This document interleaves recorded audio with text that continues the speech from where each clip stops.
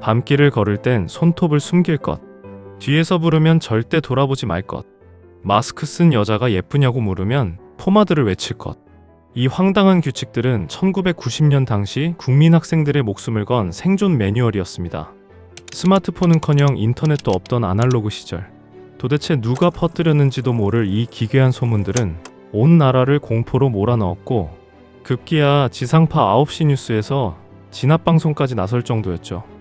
우리의 밤잠을 설치게 했던 90년대 4대 괴담, 첫 번째 이야기부터 바로 뜯어보겠습니다.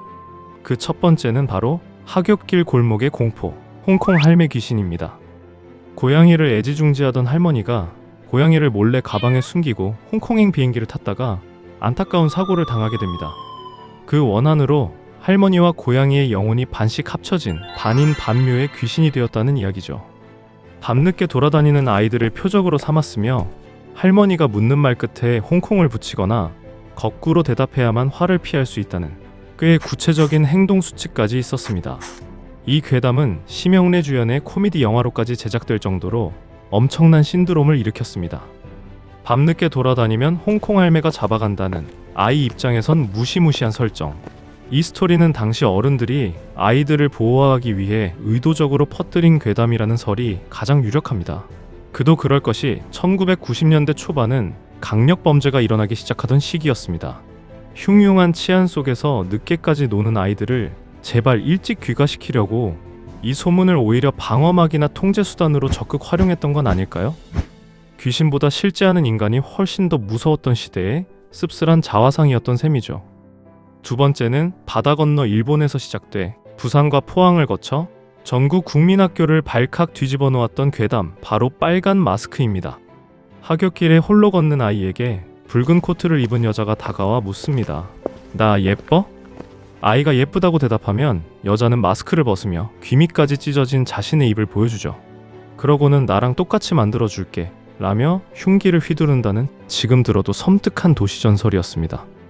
당시 아이들은 빨간 마스크와 마주치면 손거울을 보여주며 당황하게 하거나 포마드라는 단어를 3번 외쳐야 살 수 있다고 굳게 믿었죠. 100m를 3초에 주파한다는 설정 때문에 도망치는 건 애초에 불가능하다는 나름의 치밀한 룰도 있었습니다. 사실 빨간 마스크 이야기는 일본의 쿠치사케온나라는 도시전설에서 시작된 건데요. 그 이야기가 한국에 넘어오면서 기괴한 설정이 하나 덧붙여졌습니다. 바로 성형수술이죠. 예쁜 동생의 얼굴을 시샘해 성형수술을 받다가 의사의 실수로 입이 찢어지는 비극을 맞이했다는 설정이었죠. 귀신마저 성형수술의 부작용으로 만들어버린 이 기막힌 한국 패치 버전. 이건 대체 무엇을 의미할까요? 90년대 무렵부터 우리 사회에 독버섯처럼 번지기 시작한 지독한 외모 강박과 무분별한 성형 부작용에 대한 막연한 두려움. 어쩌면 빨간 마스크는 다른 이의 평가에만 얽매여야 했던 당시의 삐뚤어진 사회 분위기 속에서 타인의 시선에 갇혀버린 우리들의 씁쓸한 모습이 만들어낸 괴물이었을지도 모릅니다. 세 번째는 어둠이 깔린 학교의 공포, 콩콩 귀신입니다.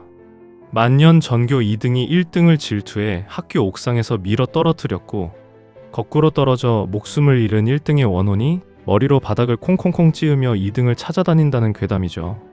야간 자율학습 중 텅 빈 복도에서 쿵쿵 소리가 들려오고 교실 문이 차례로 드르륵 열리며 여기도 없네? 여기도 없네. 찾았다! 라며 교실을 뒤지는 서사는 늦은 밤 학교에 남아있어야 했던 학생들을 극도의 공포로 몰아넣었습니다.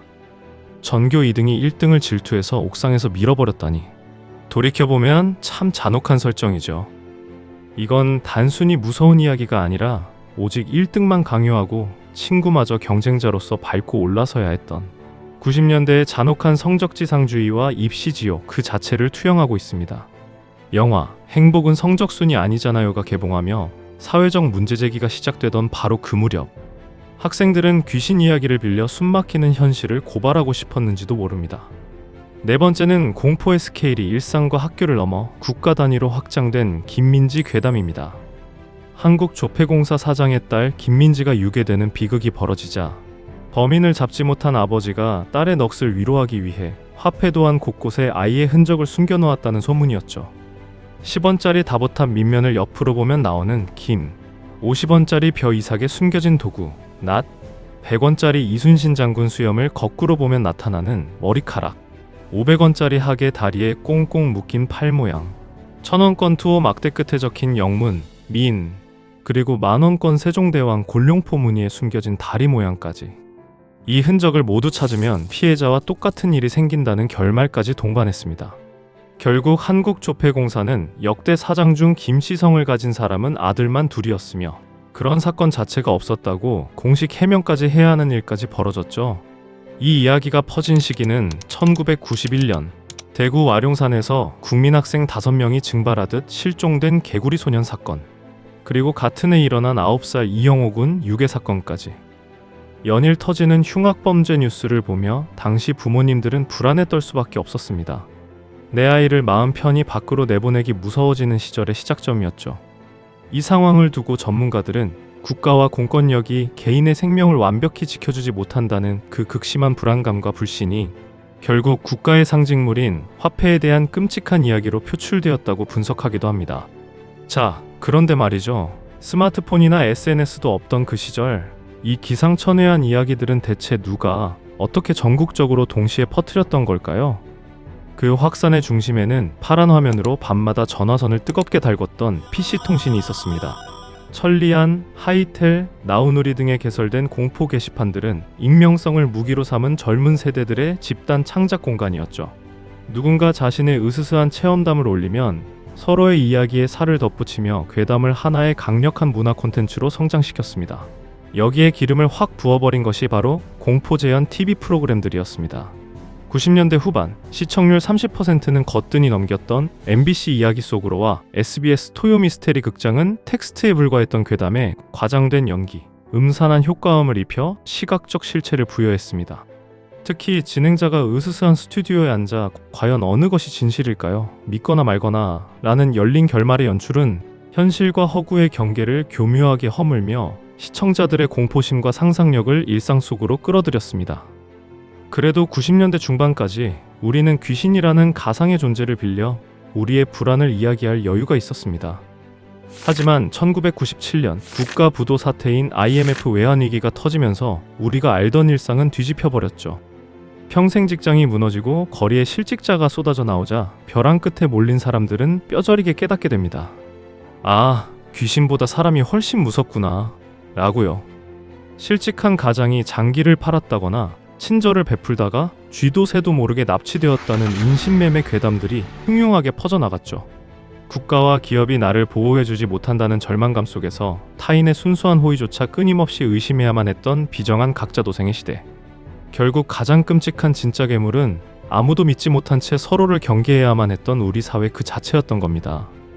돌이켜보면 1990년대 대한민국은 아날로그에서 디지털로 넘어가던 거대한 전환기이자 그 속에서 대중이 참 많은 결핍과 트라우마를 맨몸으로 견뎌야 했던 과도기였습니다. 우리가 그토록 두려워했던 그 시절의 괴담들은 사실 내 아이가 안전하기를 바랐던 부모의 절박함, 성적의 굴레에서 벗어나고 싶었던 학생들의 심정, 그리고 살아남기 위해 타인을 경계해야 했던 소시민들의 불안이 엮여 만들어진 생생한 역사적 기록, 그 자체였던 거죠. 우리가 무심코 소비하고 두려워하는 이야기들 속에는 그 시대를 살아가는 사람들의 진짜 민낯이 담겨 있습니다. 여러분이 기억하는 그 시절 가장 오싹했던 괴담은 무엇인가요? 그리고 지금 2026년 우리 사회를 맴도는 새로운 괴담은 과연 어떤 뼈아픈 현실을 숨기고 있을까요? 여기까지 팩트홀이었습니다.